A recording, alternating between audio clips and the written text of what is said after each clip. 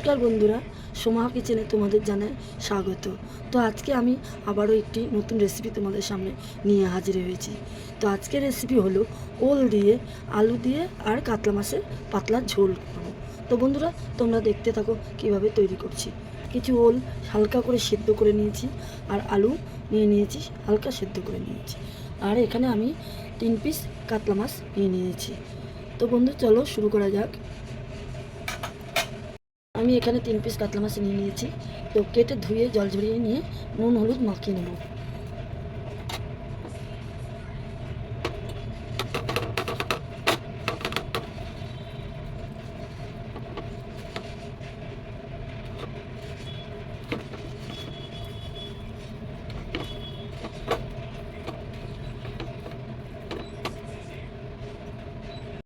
Gas on করে কড়াইতে তেল গরম করতে দিয়েছি।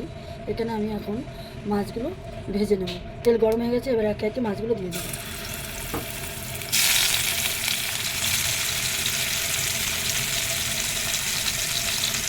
মাছগুলোকে উল্টিয়ে দেবো। এই মাছ বেশি ভাজবো না, হালকা ভেজে তুলে নেব। এই মাছের ঝোল আমি যেভাবে রান্না করব সেভাবে তোমরা করে দেখো, একেবারে অন্যরকম লাগবে। তো আশা করি তোমাদের ভালোই লাগবে। তো বন্ধু, তোমরা দেখতে থাকো আমি কীভাবে করছি। মাছগুলো ভাজা হয়ে গেছে, এবার আমি মাছগুলো তুলে নেব।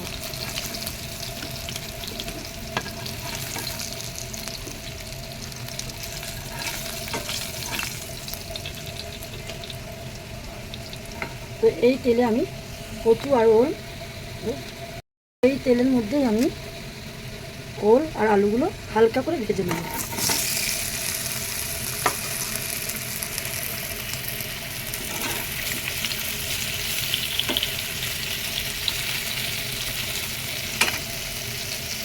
আমি হালকা নুন দিয়ে দেবো, হালকা হলুদের গুঁড়ো দিয়ে দেবো, একটু নাড়াচাড়া করে নামিয়ে নেব।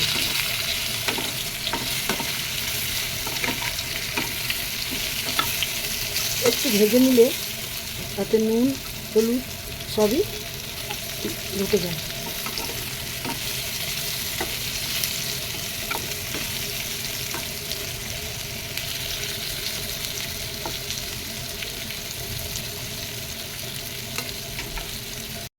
ভাজা হয়ে গেছে, এবার আমি নামিয়ে নেব।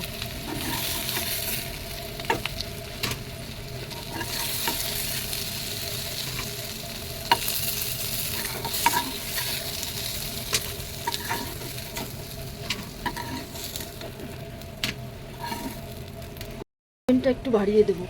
এবার আমি এতে একটু বেশি করে তেল দিয়ে দেবো।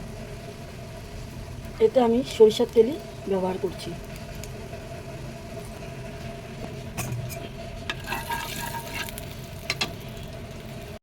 কড়াইতে তেল দিয়ে দিয়েছি, তেল গরম হয়ে গেছে।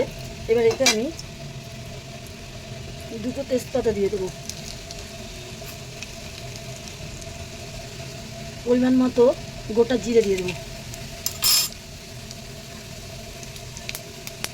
পরিমাণ মতো রাঁধুনি দিয়ে দেবো। লাল লাল করে ভেজে নেব। কাতলা মাছের ঝোলে রাঁধুনি ফোড়ন দিলে ঠিক অন্যরকম টেস্ট হবে। এবার আমি এতে আদা, শুকনো লঙ্কা ও জিরে বেটে নিয়েছি, এতে দিয়ে দেবো।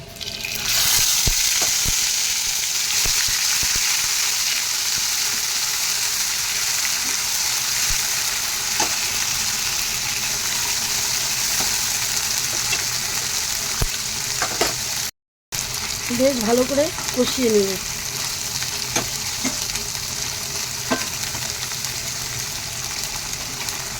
পরিমাণ মতো নুন দিয়ে দেবো। পরিমাণ মতো হলুদের গুঁড়ো দিয়ে দেবো। ভালো করে নাড়াচাড়া করে হালকা জল দেবো।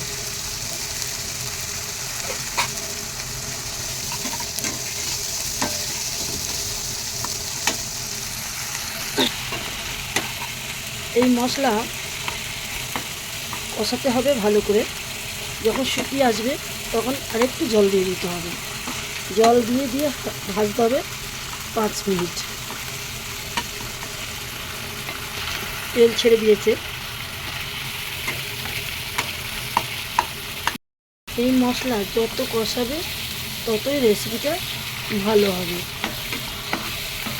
এতে আমি হালকা জল দিয়ে দিয়েছি। জলটা শুকিয়ে আসলে আলু আর কচু ভেজে রেখেছি দিয়ে দেবো। বেশ কিছুক্ষণ কষাবো।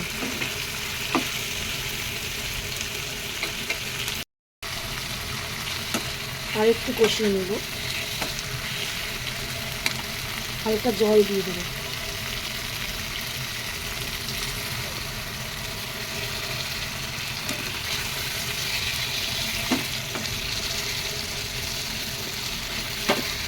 বেশ কষানো হয়ে গেছে, এবার আমি জল দিয়ে দেবো।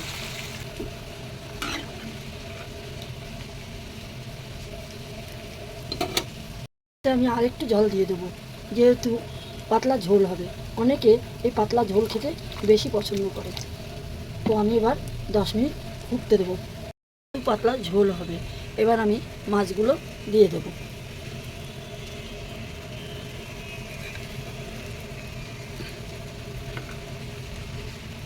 এবার 10 মিনিট ফুটতে দেবো।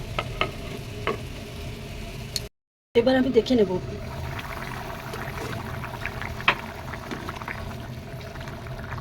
আরও 5 মিনিট হবে। আরও 5 মিনিট ফুটতে দেবো। এবার দেখে নেব।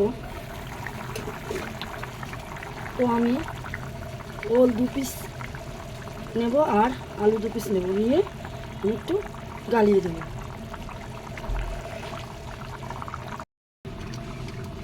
খুব ভালো সেদ্ধ হয়ে গেছে।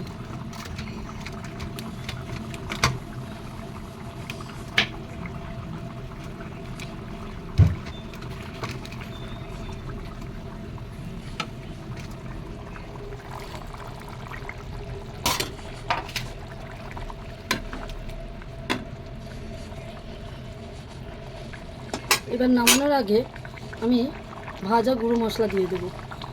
এখানে আমি গোটা জিরে কড়াইতে তেলে শিলে বেটে গুঁড়ো করে নিয়েছি। এই 1/2 চামচ মতো আমি দিয়ে দেবো। একটা ভাজা গন্ধ বেরোবে, খুবই ভালো লাগবে। তো একটু ঢেকে দেবো। 3 মিনিট পর নামিয়ে নেব।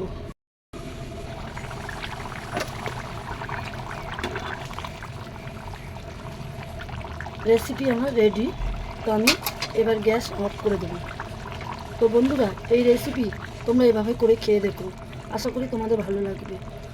রেসিপি তোমাদের যদি ভালো লেগে থাকে তো বন্ধুরা একটি লাইক, শেয়ার, সাবস্ক্রাইব করে দেবে ও কমেন্ট করতে ভুলবে না। তো বন্ধুরা, আমি এখানে শেষ করছি। আবার দেখা হবে নেক্সট এপিসোডে। নমস্কার।